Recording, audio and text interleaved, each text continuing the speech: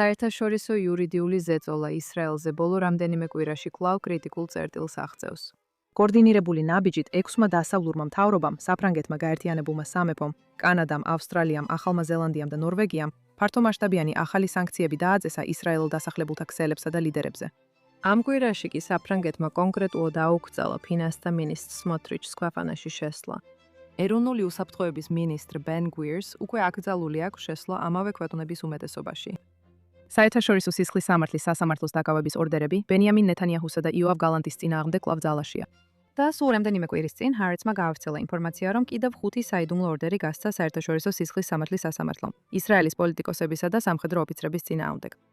საერთაშორისო სისხლის სამართლის სასამართლო ამას უარყოფს, მაგრამ რადგან სასამართლო ხშირად გასცემს საიდუმლო ორდერებს, სწორედ ეს გაურკვევლობაა მთავარი. დღეს ამ და სხვა საკითხებზე ვისაუბრებთ. მე ვარ ელან ალმაზალდიამენტი და ეს არის Basic Law. ამიტომ სოფლიოში, სადაც საერთაშორისო სასამართლოები იქცნენ ერთ-ერთ მთავარ არენად, სადაც თავად ისრაელის ლეგიტიმურობას ეჭქვეშ აყენებენ, მოხარულები ვართ, რომ დღეს გადაცემაში გვყავს სტუმარი. ფედერალური მოსამართლე როი ალტმანი, ბესტსელერის ავტორი, Israel on Trial: Analyzing Claims Against the State of Israel Through Legal Eyes. მოსამართლე, მოგესალმებით ჩვენს გადაცემაში და მადლობას გიხდით აკოპნისთვის. დიდი მადლობა მოწვევისთვის და გთხოვთ როი დამიძახეთ. კარგი თუ ასე გსურთ. მაშინ კიდევ უფრო სასიამოვნოა. მალე ისევ დაუბრუნდებით საერთაშორისო ინსტიტუტებს, მაგრამ მინდა რომ ხალხს ჰქონდეს შესაძლებლობა კარგად გაიგოს თქვენი წიგნი და რისი გაკეთება გინდოდათ ამ წიგნით, რადგან ეს მნიშვნელოვანია. თქვენი წიგნი ისახავს მიზნად ისრაელის წინააღმდეგ წამოყენებული 6 ძირითადი ბრალდების განხილვას.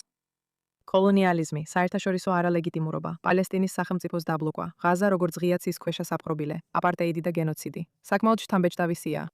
მაგრამ პოლიტიკური დაცვის ნაცვლად თქვენ ამ საკითხს როგორც საქმეს ისე უდგებით და მტკიცებულებების წესებს იღენებთ. და მინდა რომ ამაზე უფრო დეტალურად ისაუბროთ, რათა ადამიანებმა ნამდვილად გაიგონ, რა უნიკალური ხედვა შემოაქვთ ამ საკითხებში. დიახ, პირველ რიგში მადლობა რომ დამპატიჟეთ. როცა ამერიკის შეერთებულ შტატებში მოგზაურობ და ბოლო 3 წლის განმავლობაში ბევრჯერ ვიმოგზაურე ამერიკაში, ისრაელზე ვსაუბრობდი, მის უძველეს წარსულზე, მტკივნეულ აწმყოზე და იმედებზე უკეთესი მომავლისთვის.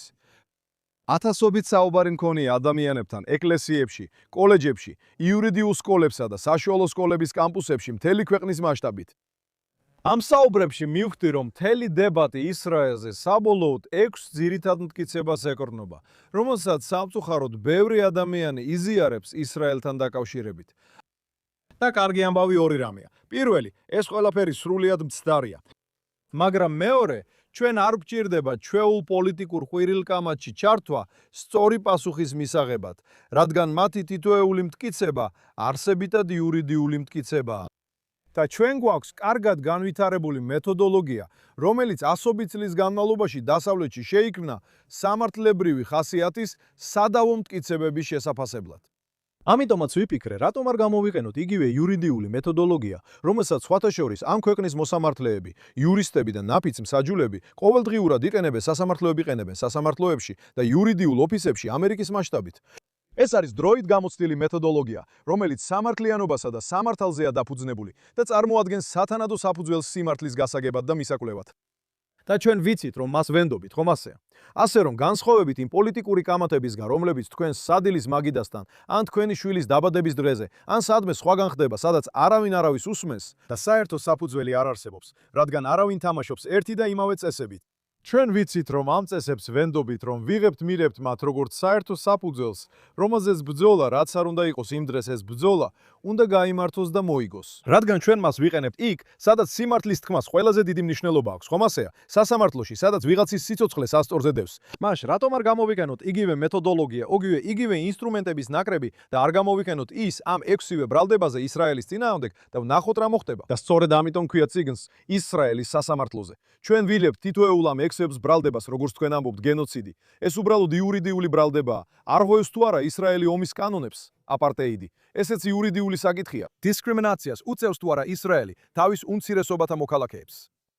კოლონიზაცია, ოკუპაცია, ესეც იურიდიული ბრალდებაა. ითვისებს თუ არა ისრაელი მიწას, რომელიც მას არ ეკუთვნის და ასე შემდეგ.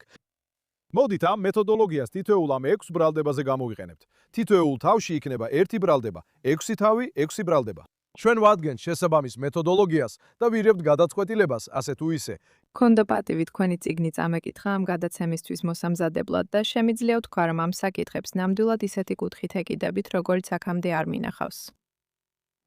წიგნის პირველ ნაწილში ბევრ დროს უთმობთ საკითხს ადგილობრივობისა და ებრაელების ყოფნას ამ მიწაზე, რაც არქეოლოგიური მტკიცებულებებით სულ მცირე, 3200 წლით თარიღდება. და წიგნის დანარჩენი ნაწილიც არანაკლებ საფუძვლიანია. ფიქრობ, თქვენთვის საინტერესო იქნებოდა თუ გაგვიზიარებდით, როგორ იყენებთ იურიდიულ მეთოდოლოგიას, თუნდაც არა ამ უფრო ფართო პრეტენზიებზე, არამედ წიგნში განხილულ სხვა საკითხებზე, მაგალითად, ერთ ან ორ მაგალითზე. და შემდეგ აქედან გამომდინარე, სურს დაუბრუნდე იმ საკითხზე, რითაც დავიწყე. რა თქმა უნდა, განვიხილავ ერთ მაგალითს, რომელიც საკმაოდ კონკრეტულია და ამ კონტექსტში მარტივად განსახილველი. ეს არის ის, რასაც მეორე თავი ეხება, ანუ ისრაელის სახელმწიფოს ლეგიტიმურობა. ამას ხშირად ვხედავთ. იცით, პირველი რაც უნდა გავიგოთ არის ის, რომ ისრაელი სინამდვილეში ერთ-ერთი უძველესი ქვეყანაა მსოფლიოში. არა ძველი ისრაელი, არა იუდეის სამეფო. ეს ძალიან ძველი ქვეყანაა. მაგრამ თანამედროვე ისრაელის სახელმწიფო, რომელიც დაარსდა 1948 წლის 14 მაისს, სინამდვილეში იყო 59-19 სახელმწიფო, რომელიც გაერთიანებულ ერებში მიიღეს. და ალბათ იცით, რომ ახლა 193 ქვეყანაა, რაც იმას ნიშნავს, რომ ისრაელი თუ სახლში ითვლით, უფრო ძველია ვიდრე მსოფლიოს ქვეყნების 67%. ხალხმა ეს ნამდვილად არ იცის. და ის მართლაც შეიქმნა ამ კონკრეტულ პერიოდში ძალიან გავს და არ არის გამონაკლისი იმ სხვა ქვეყნებს, რომლებიც ამ დეკოლონიზაციის პერიოდში იქმნებოდა ახლო აღმოსავლეთში, აფრიკაში და აზიაში, პირველი მსოფლიო ომისა და მეორე მსოფლიო ომის შორის და შემდეგ. განსაკუთრებით მეორე მსოფლიო ომის შემდეგ, როდესაც კოლონიზატორები ტოვებდნენ თავიანთ კოლონიებს და რუკაზე ხაზებს ავლებდნენ.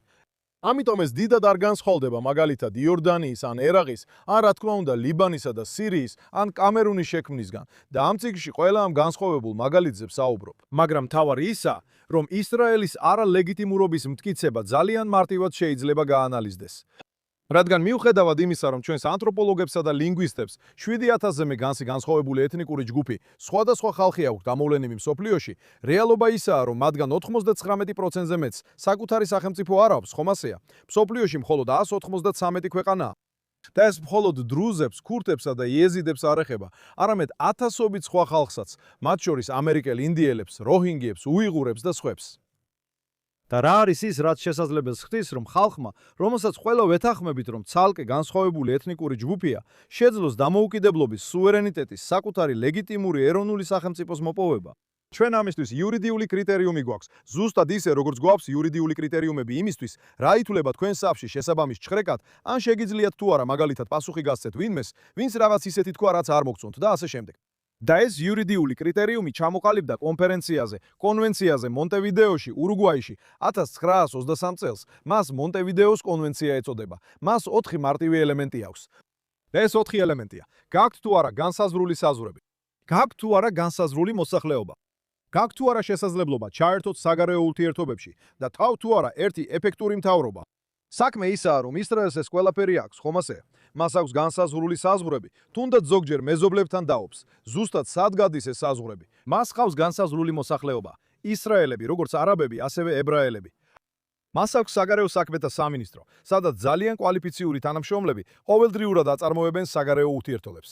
მას აქვს ცენტრალური მთავრობა, რომელსაც ხელმძღვანელობს ქნესეთი და მთელი სასამართლო სისტემა, რომელსაც სათავეში უდგას უზენაესი სასამართლო. და სხვათა შორის მნიშვნელოვანია ვიცოდეთ, რომ მას ეს ყველაფერი ჰქონდა და ამ კრიტერიუმებს აკმაყოფილებდა ყოველი წამი, ყოველი დღის განმავლობაში, მას შემდეგ რაც ის ჩამოყალიბდა 1948 წლის 14 მაისს საერთაშორისო სამართლის მოქმედი სტანდარტის მიხედვით. ისრაელი ლეგიტიმური ეროვნული სახელმწიფოა.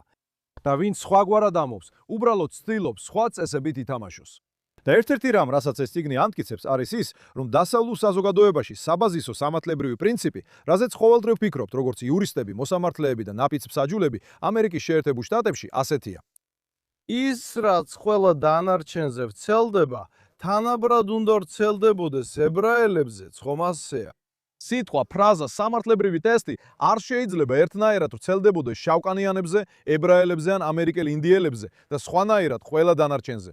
ის თანაბრად უნდა ვრცელდებოდეს ყველასთვის. ეს არის ის, რასაც გულისხმობ კანონის წინაშე თანასწორობით. ეს არის ტესტი, რომელიც საერთაშორისო სამართალში მოქმედებს და ისრაელი ამ ტესტს ერთმნიშვნელოვნად აკმაყოფილებს.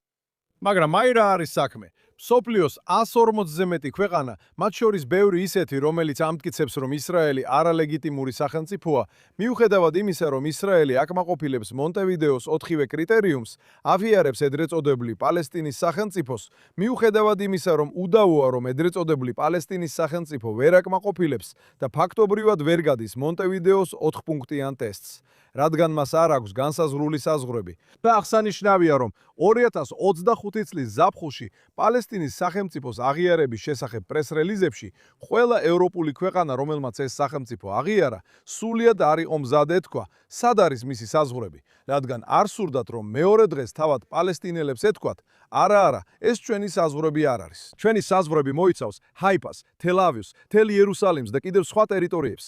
ასე რომ არავინ იცის და არავის შეუძლია თქვას, სად არის მისი საზღვრები. ის ვერ აკმაყოფილებს მონტევიდეოს ტესტს, მაგრამ თუნდაც განსაზღვრული საზღვრები კონდეს, არ არსებობს დავა იმაზე, რომ მას ერთი ეფექტური მთავრობა არ მართავს. სინამდვილეში მას მართავს 3 სხვადასხვა მთავრობა, რომელთაგან არც ერთი არ სურს უმრავლესობას ხელისუფლებაში იღილოს. ღაზას დაახლოებით 60%-ით ისრაელის თავდაცვის ძალები IDF მართავს. არავინ, ვინც აღიარებს პალესტინის სახელმწიფოს, არ სურს IDF-ის ხელისუფლებაში ხილვა.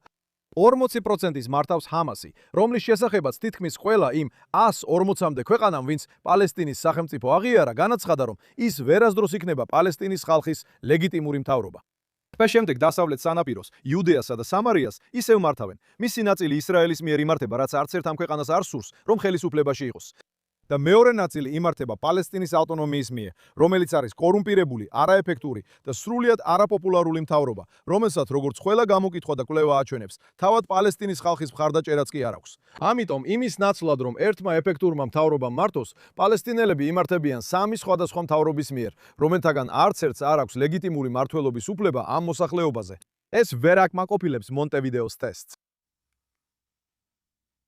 ასე რომ, შენ ფაქტობრივად უკვე მოამზადე შემდეგი კითხვა და გარკვეულწილად ისევ დაგობრუნე საწყის წერტილში, რადგან ეს პასუხი ძალიან ამომწურავი პასუხი, სწორედ ასე გახსენი თავიდანვე.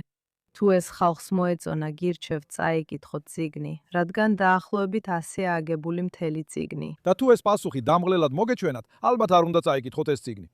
უნდა წაიკითხოთ წიგნი. ნებისმიერ შემთხვევაში აუცილებლად უნდა წაიკითხოთ, მაგრამ მოკლე მონაკვეთებად. საქმე ისაა, რომ თქვენ თავდაპირველად განასხვავეთ პოლიტიკური განცხადებები და იურიდიული განცხადებები, რომ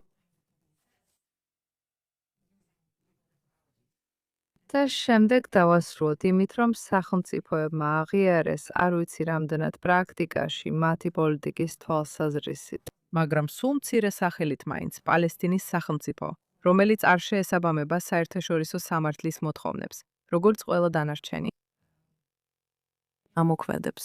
ასე რომ მე ცოტა ეჭუქვეშ დავაყენე ეს განსხვავება და ვფიქრობ, ეს ნამდვილად გამოიხატება საერთაშორისო ინსტიტუტების დონეზე.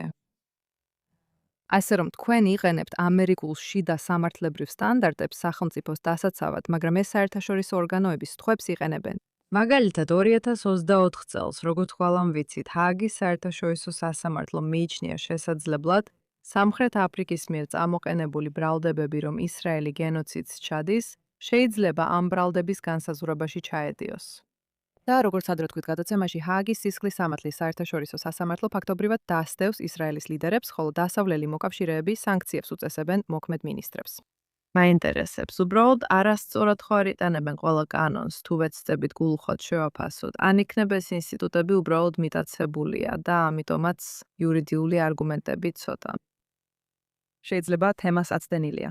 ეს ორი განსხვავებული კითხვაა. პირველი კითხვა არის მიტაცებულები არიან თუ არა და სამართლიანად იყენებენ თუ არა კანონს და ნამდვილად მიტაცებულები არიან და კანონს სამართლიანად არ იტენებენ. ეს აშკარად ასეა სისხლის სამართლის საერთაშორისო სასამართლოს შემთხვევაში და სინამდვილეში, როცა ამ დილით ვიწერთ, ჰააგის სასამართლომ გასამართლომ გამოაცხადა, რომ შეაჩერა გრძელი, გაჭიანურებული და როგორც მე მესმის, საკმაოდ დეტალური გამოძიების შემდეგ, რომელიც ეხებოდა სექსუალურ ძალადობასა და სექსუალურად არასათანადო ქცევას მთავარი პროკურორის მხრიდან, რომელიც ამ ბრალდებებს უკენებს ისრაელს, ქარიმ ხანს ჰააგის სასამართლომ ქარიმ ხანი შეაჩერა. ეს არის განსაკუთრებული ნაბიჯი და გარკვეულწილად დათმობა, რომ ქათარის, ბატონი ხანისა და ჰააგის სასამართლოს მოკავშირეების ბევრი მცდელობა წარმოეჩინათ ბრალდებები მის წინააღმდეგ, თითქოს ის აუპატიურებდა თავის დაქვემდებარებულებს, არ იყო უსაფუძვლო. მუსლიმი ქალები, რომლებიც როგორც მე ვფიქრობ, დაქორწინებულები იყვნენ, სულ მცირე ერთი მათგანი ნამდვილად იყო დაქორწინებული, რომლებსაც ის აუპატიურებდა და აიძულებდა დუმილს პალესტინის საქმის სახელით. გახსოვდეთ, მე ადრე ფედერალური პროკურორი ვიყავი, კარგი? დამოუკიდებელი და სამართლიანი პროკურორის მთელი იდეა ისაა, რომ ყოველთვის უნდა დაარტყა ძლიერი დატყვმები, მაგრამ სამართლიანად. და სამართლიანობის არსი ისაა, რომ ყველა პოლიტიკური მოსაზრება, ყველა იდეოლოგიური სიმპათია გვერდზე გადადო. და როცა პროკურორი ხარ, ამაში იმდენ დროს ხარჯავ თუ სწორად ასრულებს საქმეს, ხომ ასეა? შენ იმდენ დროს ხარჯავ იმაში, რომ საკუთარ თავს კითხო, ნამდვილად ვარ დარწმუნებული მხოლოდ მტკიცებულებებზე დარწმუნებით, რომ ამ კაცმა ჩაიდინა ეს, რადგან თუ ბრალს აუკენებ და ეს საჯარო გახდება, შეიძლება მთლიანი ცხოვრება დაუნგრიო, ხომ ასეა? ყველა სხვანაირად შეხედავს, თუნდაც შემდეგ ბრალდებები მოეხსნას. მაგრამ აქ ჩვენ ვიცით, სხვათა შორის, ბრალდებების მიხედვით მუსლიმი ქალებისგან, რომლებიც ბატონ ხანსთვის მუშაობდნენ და როგორც ჩანს ისრაელი არ უყვართ, რომ ისინი მის მიერ იდუმალად იყვნენ გაჩუმებულები, როცა ეუბნებოდნენ შენ მაუპატიურებ, მე დაქორწინებული ვარ. ეს არ შეესაბამება მუსლიმურ ისლამურ კანონებს, ეს არ შეესაბამება შიდა კანონმდებლობას. მინდა ხალხის ყურადღება მივაქციო ამას, მინდა რომ ეს შეწყდეს. ის ეთყოდა, წარმოიდგინე რა ზიანს მიაკენებს ეს ჩვენს საქმეს, პალესტინის საქმეს, ანტისახელმწიფო ისრაელის საქმეს. ეს არის პოლიტიკური მიკერძოების უკიდურესი მაგალითი, სიმაგალითი, რომელიც თუ ეს შეერთებულ შტატებში მოხდებოდა, რა თქმა უნდა გამოიწვევდა არა მხოლოდ პროკურორის გათავისუფლებას, არამედ ყველა ბრალდების მოხსნას, რომელიც ამ პროკურორმაც ამოაკენა იმ დროს, როცა ეს არასათანადო ქცევა ხდებოდა. არამედ ალბათ მის დაპატიმრებასაც და სამუდამოდ იურიდიული საქმიანობიდან მოკვეთასაც გამოიწვევდა. მოხდება თუ არა ეს ბატონ ხანთან დაკავშირებით, ამას მხოლოდ დრო გვიჩვენებს. მაგრამ მნიშვნელოვანია, რომ პასუხისგებლობის აღების ან რაიმე გამართლების მოფიქრების ნაცვლად, ბატონმა ხანმა და როგორც ახლა ვიცით, მისმა კატარელმა მხარდამჭერებმა სცადეს, ეს ქალები მოსადის აგენტებად და ჯაშუშებად წარმოეჩინათ, ხომ ასეა? მათ სცადეს გამოეძიებინათ კავშირი, რომელიც რეალურად არასდროს არსებობდა ამ ქალებსა და შესაძლოა იუდაიზმს შორის. იქნებიყო რაღაც იმეილები, ერთ-ერთს ებრაელი ბები ახყავს. ალბათ ეს იმეილები უკვე გინახავთ. ეს ინფორმაცია Wall Street Journal-ში გავვრცელდა. იქნებ ისინიც ისრაელში იყვნენ ნამყოფები და იქ დაინფიცირდნენ. ეს ყველაფერი სრული ტყუილი აღმოჩნდა. კიდევ ერთი ტყუილი ბატონ ხანის, მისი კატარული მხარდამჭერებისა და მათი ჰააგის სასამართლოს მოკავშირეების მხრიდან. ასე რომ დიდი გავლენაა და რა თქმა უნდა კანონის არასწორი გამოყენებაც ძალიან ხშირია. ეხლა კი გადავიდეთ ჰააგის საერთაშორისო სასამართლოზე. საერთაშორისო სასამართლოს პრეზიდენტი მხოლოდ ლიბანელი კაცი არ არის. ეს ქვეყანა ახლა აქტიური მონაწილეა ომში ისრაელის წინააღმდეგ და მათი თქმით 1948 წლიდან თითქმის 80 წელია ასეა.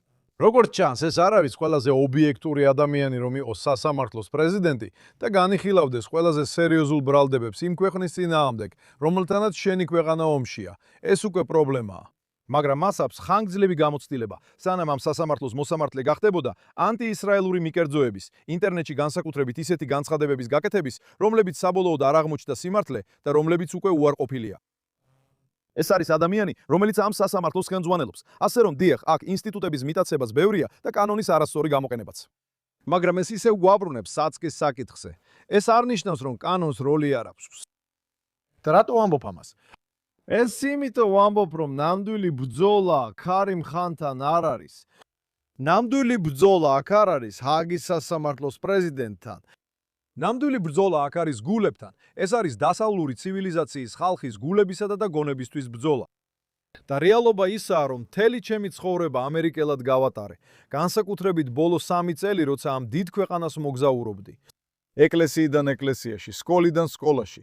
ათასობით საუბარი მქონდა იმაზე, რას ნიშნავს ამერიკა, როგორი აქვს და როგორი უნდა კონდეს მას ურთიერთობა ისრაელთან. რომ ამერიკელების უმეტესობა კარგები, ღირსეულები, პატიოსანი ადამიანები არიან, ღია გონებითა და გულით. თუ მათთან ახლოს მიხვალ და ბოლომდე ჩაუღრმავდები, რა სიპოვი? მათ უყვართ წესების დაცვა და პატივს სცემენ ადამიანებს, რომლებიც წესებს იცავენ. ისინი ხვდებიან, რომ ყველას არ შეუძლია ყოველთვის ყველა წესის დაცვა. არავინ არის სრულყოფილი. თუ რელიგიური ადამიანი ხარ, იცი რომ ღმერთმა გვითხრა, რომ ჩვენ არასრულყოფილები ვართ. თუ უბრალოდ ადამიანი ხარ, რომელიც ამ სამყაროში ცხოვრობს, იცი რომ ადამიანები არასრულყოფილები არიან და ნებისმიერი ადამიანთა გაერთიანება, მათ შორის და განსაკუთრებით ქვეყნები არასრულყოფილი იქნება. მაგრამ თუ შევძლებთ ვაჩვენოთ, რომ ამ დაპირისპირების ერთ მხარეს არიან ადამიანები, რომლებიც მიუხედავად მათი არასრულყოფილებისა, მაქსიმალურად ცდილობენ დაიცვან და დაემორჩილონ კანონს, ხოლო მეორე მხარეს არის ჯიჰადისტური არმია, რომლის მთავარი მიზანი არა მხოლოდ კანონის დაუმორჩილებლობაა, არამედ თავად კანონის შემადგენელი ნაწილების განადგურება. ისეთი, რომ სამყარო, სადაც წესრიგი, კანონი და წესების საფუძველია, აღარ იარსებებს ისე, როგორც ჩვენ დღეს გვესმის. თუ ამას ამერიკელების უმეტესობას აჩვენებთ საღი აზრით, ლოგიკურად, ემოციების, პოლიტიკისა და ყვირილის გარეშე, დროთა განმავლობაში ამერიკელების უმეტესობა ამას გაიგებს და დაეთანხმება. ეს კიდევ ერთ კითხვას აჩენს. და მე როგორც ამაყი ამერიკელი ვეთანხმები თქვენს შეფასებას და სრულად ვუჯერ მხარს იმ აზრს, რომ ამერიკელების უმეტესობა და მე ვიტყოდი აბსოლუტური უმრავლესობა ისეთია, როგორც თქვენ აღწერთ. მაგრამ მე ვიტყოდი, რომ შეიძლება ამ დროში. როდესაც ანტისემიტიზმი იზრდება, თავდასხმები, სიტყვიერი თავდასხმებიც კი რა თქმა უნდა, დისკრიმინაცია. მე ვფიქრობ, ადამიანები კითხვის ნიშნის ქვეშ ატანებენ, ცხოვრობენ თუ არა ისინი ფაქტების შემდგომ სამყაროში. და ეს რაღაცა, რაც კიდევ უფრო გაძლიერდა, რა თქმა უნდა, პოდკასტების კლასის მიერ, რომელიც აძლევს ხმას იმ ცილისწამებებს, რომლებსაც თქვენ ამხილებთ თქვენს წიგნში, მაგრამ რომლებიც პოპულარობას იძენს. როგორ ხედავთ ამ განწყობას და აქვს თუ არა წიგნს ადგილი, რომ ესაუბროს ადამიანებს ასეთ ფაქტების შემდგომ გარემოში? განსაკუთრებით იმაში, რასაც თქვენ აღწერთ როგორც ფაქტების შემდგომ გარემოს. არ ვიცი, მე ასე დავახასიათებდი ამას. ვიტყოდი, რომ მოგესალმებით გადაცემაში. უფრო და უფრო ხშირად. ვიტყოდი, რომ უფრო და უფრო ხშირად ადამიანებს უჭირთ და ეს მათი ბრალი არ არის. ადამიანებს უჭირთ ფაქტისა და გამონაგონის გარჩევა რამდენიმე მიზეზის გამო. ერთი მიზეზი ის არის, რომ სოფლიოში ყველაზე დიდი და ძლიერი კომპანიები, რომლებიც ათასობით და კიდევ ათასობით ყველაზე ბრწყინვალე სამეცნიერო გონებას ასაქმებენ, რაც კი ოდესმე არსებობდა, და შემდეგ ამ უზარმაზარ ინტელექტუალურ ძალას ერთ მიზანს უძღვნიან: მომხმარებელთა გონებით მანიპულირებას. ალგორითმებით, რომლებიც მათ აბრაზებენ, აყენებენ ეხმოვან კამერებში და აიძულებენ ფსიქოლოგიურად ეცსა და იმავეს აკეთონ მთელი დღე, ყოველ დღე. ამ კონტექსტში ვფიქრობ, ადამიანებისთვის ძალიან რთული ხდება ფაქტისა და გამონაგონის გარჩევა და ვფიქრობ, ეს ძალიან დიდი პრობლემაა. მაგრამ სწორედ ესეთ სიტუაციებში, ჩვენს დროში, სადაც სინამდვილეში დასავლური ცივილიზაციის მომავალი კეთილდღეობა და მთელი წესებზე დაფუძნებული წესრიგი, მათ შორის მისი ნათელი შუქი, ამერიკა ბალანსზეა, მკიფე ზღვარზე, რომლის შენარჩუნებაც ჩვენზეა დამოკიდებული. ადამიანები, რომლებსაც ეს აღელვებთ, ადამიანები, რომლებიც სიმართლეს იციან, ადამიანები, რომლებიც აცნობიერებენ განსხვავებას იმას შორის, რაც ქვეყნდება და იმას შორის, რაც რეალურად ხდება. რომ გავიდეთ სამყაროში და ავუხსნათ ადამიანებს ისევ და ისევ გონივრულად, ლოგიკურად და საღი აზრით, რა ხდება სინამდვილეში. ეს არის ის, რისი გაკეთებაც ვცადე ამ წიგნით. ეს არის ის, რისი გაკეთებაც ვცადე, როცა მოვიწვიე სამართლიანი მოსამართლეები. ადამიანები, რომლებმაც მთელი ცხოვრება მიუძღვნეს მტკიცებულებების შეგროვებას, მტკიცებულების ტვირთს, ლოგიკასა და საღ აზრს თავიანთი ქვეყნის სამსახურში. ისინი ჩამოვიყვანა ისრაელში, რათა საკუთარი თვალით ენახათ, რა ხდება სინამდვილეში ღაზაში, სირიაში და ლიბანში. და როცა ისინი ბრუნდებიან თავიანთ თემებში არკანზასში, ნებრასკაში, აიდაჰოში და კოლორადოში, ესაუბრებიან თავიანთ თანამოქალაქეებს სკოლებში, ეკლესიებსა და საზოგადოებრივ ცენტრებში იმაზე, რაც ნახეს. იცი, ეს მეცნიერული რევოლუციის დროს მომხდარს მაგონებს, ხომ ასეა? ხალხი ამბობდა, ეხლა ეს ყველაფერი, ეს მეცნიერება ხალხს ურწმუნოს გახდისო. რელიგიას აღარ ექნება ადგილი საზოგადოებაში, მაგრამ რა თქმა უნდა, შემდეგ რელიგიური რწმენის აყვავება ვიხილეთ. ზუსტად იმიტომ, რომ იმ მომენტში, როცა მეცნიერება ასე შოკის მომგვრელად და იმ დროს ასე სწრაფად შემოვიდა სამყაროში, ადამიანებისთვის უფრო მნიშვნელოვანი გახდა, რომ უფრო ღრმად გაეგო თავიანთი სულიერი კავშირი სამყაროსთან და შემოქმედთან. ასევე აქაც, როცა ასე ბევრი დეზინფორმაცია გავრცელებული, როცა TikTok-ზე როგორც ჩანს, როგორც ამბობენ, შიგთავსის 50% ხელოვნური ინტელექტის მიერ არის შექმნილი, როცა ეს არის რეალობა. და როცა ადამიანები ვერ ახერხებენ სიმართლისა და სიცრუის გარჩევას, კიდევ უფრო მნიშვნელოვანია, რომ კეთილსინდისიერმა ადამიანებმა გამოვიდნენ და სიმართლე თქვან. და ეს არის ვალდებულება თითოეული ჩვენგანისთვის. ჩვენ აღარასოდეს შეგვიძლია დავბრუნდეთ იმ მოდუნებულ, მყუდრო ძილში, როგორიც იყო ოქტომბრის მე-6-მდე. ასე რომ თქვენ ახსენეთ მოსამართლეების მოგზაურობები, რაზეც იმედი მქონდა, რომ გადაცემაში ვისაუბრებდით, რადგან ისინი მართლაც უნიკალურია. ისენი შთამბეჭდავი არა მხოლოდ თავად მოსამართლეებისთვის და იმედი მაქვს, როგორც თქვენ აღწერეთ, თემებისთვისაც, არამედ ნამდვილად ისრაელშიც მათ თბილად მიიღეს. ყველა ადგილას, სადაც მივდივართ, გვიმასპინძლებიან ფინიკებით, კაკალით და ტავით. მას გამოდის, რომ კარგ რაღაცებს მალავენ. შემდეგი. მომდევნო ჯერზე მეტი ითხოვე, მაგრამ არა, ვიცი, რომ ამის შესახებ გაშუქება მინახავს და ბევრი ადამიანი ვიცი, ვინც ან ისაუბრა, ან რაიმე ფორმით იყო ჩართული ამ მოგზაურობაში. და ისინი უბრალოდ გაოცებულები იყვნენ იმ ადამიანების ხარისხით, ვინც მოდიოდა, კითხვებით და ასე შემდეგ. შეიძლება კიდევ 1-2 წუთით ამაზე ისაუბროთ. და შემდეგ მინდა კითხოთ, როგორც იცით, ისრაელი თითქოს პოლიტიკური დაპირისპირების ცენტრად იქცა, რაც სამწუხაროდ უბრალოდ ყველგან ჩვენს გარშემო ხდება. როგორ უმკლავდება ამას მოსამართლე, მაგალითად, აქვს თუ არა ამას რეპუტაციული შედეგი ფედერალური მოსამართლისთვის. ფანტასტიკური წიგნის დაწერა, რომელიც ეხება ყველაზე მწვავე ბრალდებებს ისრაელისა და ებრაელი ხალხის წინააღმდეგ. მას პირველ კითხვას უპასუხებ. მგონი რიგითობით უპასუხებ. მოსამართლეების მოგზაურობები დაუჯერებელია. იცით, ყოველ მარტს 20 ან 25 ფედერალურ მოსამართლეს ჩამოვიყვა და სექტემბერ-ოქტომბერში დაახლოებით 20 შტატის უზენაესი სასამართლოს მოსამართლეს წავიყვანთ. თქვენი მსმენელებისთვის, ვინც განსხვავებას არ იცის, ისრაელისგან განსხვავებით, სადაც ერთი იურისდიქცია, ამერიკაში შტატებია 50 შტატი და თითოეულ შტატში უმაღლესი სასამართლო არის ამ შტატის უზენაესი სასამართლო. და ჩვენ ასევე გვაქვს ფედერალური სისტემა, სრულიად დამოუკიდებელი სამართლებრივი სისტემა, რომელსაც რამდენიმე საფეხური აქვს მოსამართლეების. ყველაზე მაღლა არის შეერთებული შტატების უზენაესი სასამართლო.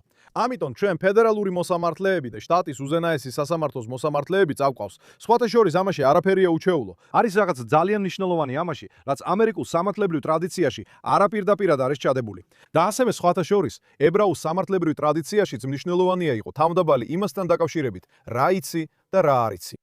და მიუხედავად იმისა, რომ მე ვფიქრობ, ამერიკული სასამართლო სისტემა მსოფლიოს დემოკრატიული სასამართლო სისტემების გვირგვინის ქვაა, მაინც მგონია, რომ ბევრი გვაქვს სასწავლი. და ვფიქრობ, პირველ შესწორებაში და საერთო სამართლის სისტემაში, რომელსაც ვიყენებთ, ჩადებულია გაგება იმისა, რომ ყველაფერს ვერ იცნობ. და ჩვენზეა დამოკიდებული, როგორც ადამიანებზე, რომლებიც სიმართლეს ეძებენ, რომ ვიაროთ მსოფლიოში და ვისწავლოთ იმ ადამიანებისგან, რომლებიც შეიძლება რაღაცებს ჩვენზე ოდნავ სხვანაირად აკეთებენ, რადგან ყოველთვის არის მეტი სასწავლი. და მე არასდროს და ვფიქრობ, სასამართლო სისტემა არასდროს ყოფილა ის ადგილი, სადაც გგონია, რომ ყველაფერი ვიცი და აღარაფერი გვერი გვაქვს სასწავლი. ამიტომაც მოსამართლეები რეგულარულად მოგზაურობენ მსოფლიოს სხვადასხვა ქვეყნებში და ასესევე მსოფლიოს სხვადასხვა ქვეყნებიდან მოსამართლეები ჩამობიან ამერიკაში შედარებითი სამართლებრივი ანალიზისა და განხილვისთვის. და ისრაელში მოგზაურობის თავდაპირველი იდეაც სწორედ ეს იყო. ეს მოგზაურობა უკიდურესად სამართლებრივად ორიენტირებულია.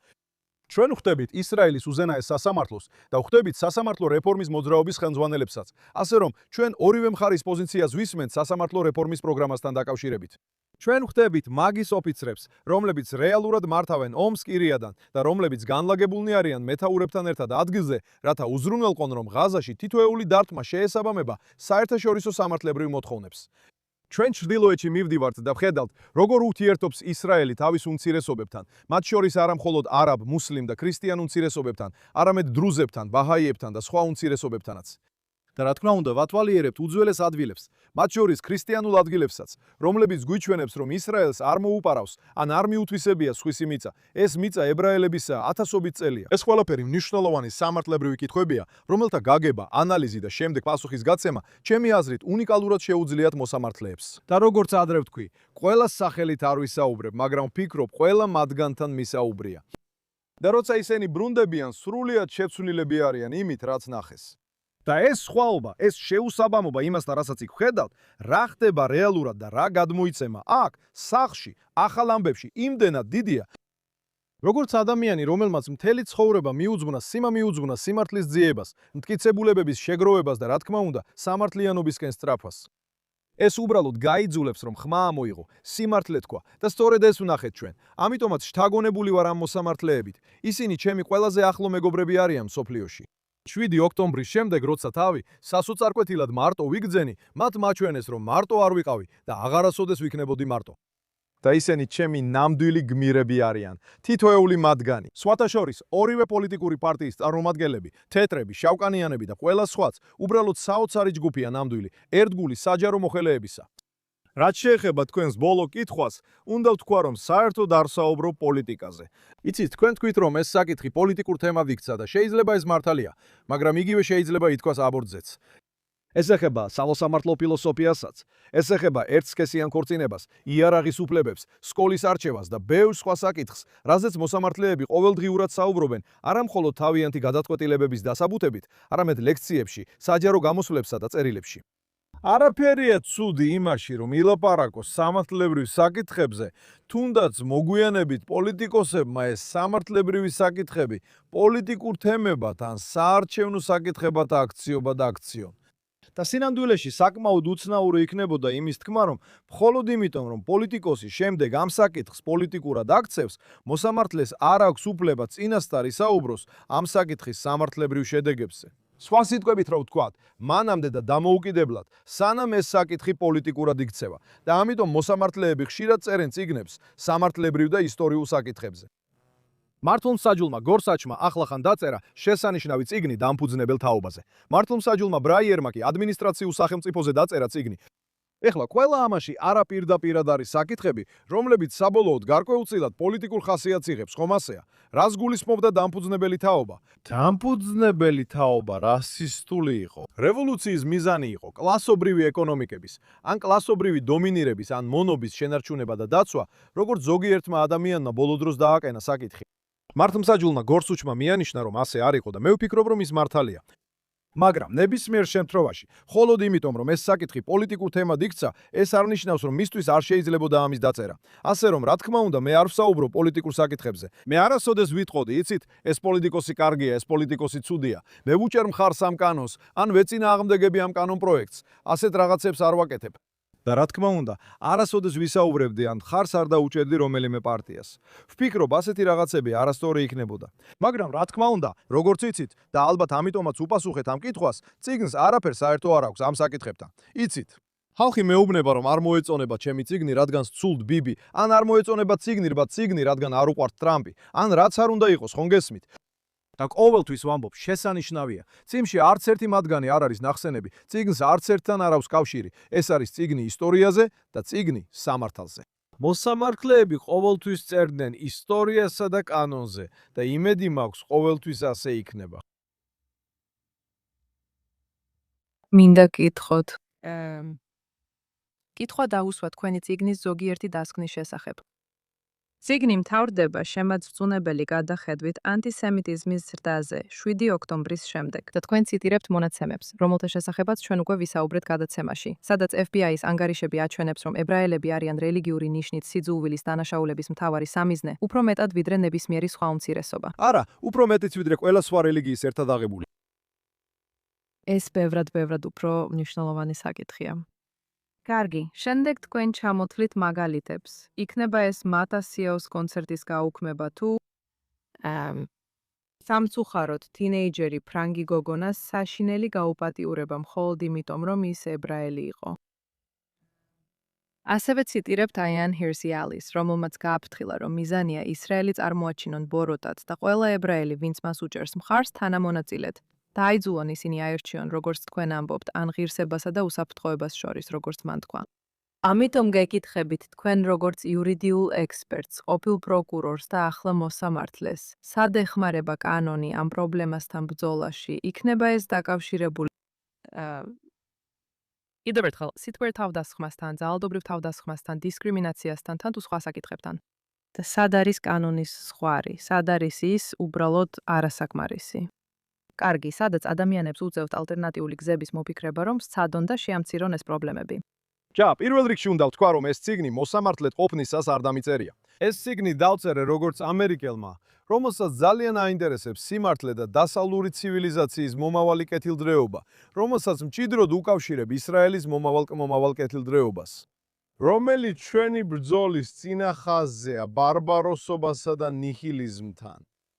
მაგრამ რომ გიპასუხოთ პირდაპირ, იცით მაგალითად კოლეჯებზე ფიქრი მარტივია. იცით, ხალხი ხშირად ამბობს, რომ ეს სიძულვილის ილის ენაა და ამიტომ არ უნდა კონდეს უფლება, ეს თქვა. კარგი. და არ მინდა კონკრეტულ შემთხვევაზე შევჩერდე, რადგან ასეთი შემთხვევები ჩემ წინაშე განიხილება. მაგრამ იცით რას ამბობს კანონი, საკმაოდ მარტივია. თქვენ უნდა შეგეძლოთ აიტანოთ განცხადებები, რომლებიც თქვენთვის ძალიან შეურაცხმოელია, რომლებსაც კატეგორიულად არ ეთანხმებით. ეს არის პირველი შესწორების არსი. ეს არის თავისუფალ, პლურალისტურ და ღია საზოგადოებაში ცხოვრების არსი. ეს როგორც არაპირდაპირ, ისე პირდაპირ ჩანს სკოკიში, ილინოისში ნაცისტური მარშის გადაწყვეტილებაში, სადაც ნაცისტებს მარშის ჩატარების უფლება მისცეს. ებრძოდ იმ უბანში, სადაც ჰოლოკოსტის გადარჩენილთა ყველაზე მაღალი კონცენტრაცია იყო.